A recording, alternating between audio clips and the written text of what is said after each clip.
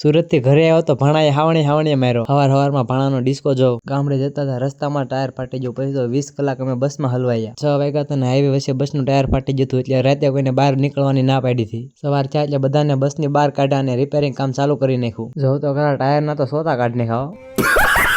આ બાજુ બસ રિપેરિંગ ચાલુ હતું ને આ બાજુ અમે સૂર્ય ઉદયનો નજારો લેતા હતા. ટાયર બદલે તો સ્લેપ લાગતો બંધ થઈ ગયો. પછી પાછું બધું ખોલ્યું. આ વાયાથી આવતા ટ્રકના નિશાન છે. બ્રેક નો માર્યો તો આ તો બધાને ઉપાડી જ લે. ચારે ટાયર ચોટી જતા હતા. જીસીબી થી ધક્કો માર્યો તો પણ ચાલુ ન થઈ. 10:30 બસ ચાલુ થઈને હાલતી હતી. હજી તો 200 કિલોમીટર બાકી હતું અમારું ગામ. 3:30 થયા ત્યારે અમે રાજુલા આવ્યા. હજી અમે સુરત થી રાજુલા પૂગા જાય તો સુરત ની રિટર્ન બસો જવા મળી હતી. ઘેરે આવીને ભાણાને પેલા ચોકલેટ આપી દીધી. પછી એને તો ચાલુ કરી દીધું કુચુર.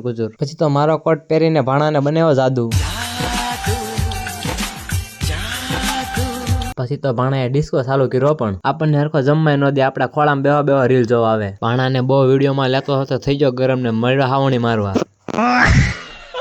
પછી તો આપણને વાડી જવાનું મન થયું એટલે આપણે આવી જા વાડીએ. પછી તો ગાડી લઈને ભાણાને એના ઘેરે મેકી આવ્યો. ભાણાને એના ઘેરે મેકી ચશ્મા બસમાં પહેરીને નીકળી જા પેટ્રોલ પુરાવા. ઘરે આવીને નાઈ ધોઈને નીકળી જાવ ગામમાં આટો મારવા. ગામમાં આવ્યો એટલે થોડાક બબલા લઈ લીધા કરી નાખો સાંડલો. 6 વાગે માતાજીના દર્શન કરવા આવી જાય મંદિરે. વાગી જતા રાતના 7:30 અને કરી નાખો વ્લોગનો એન્ડ.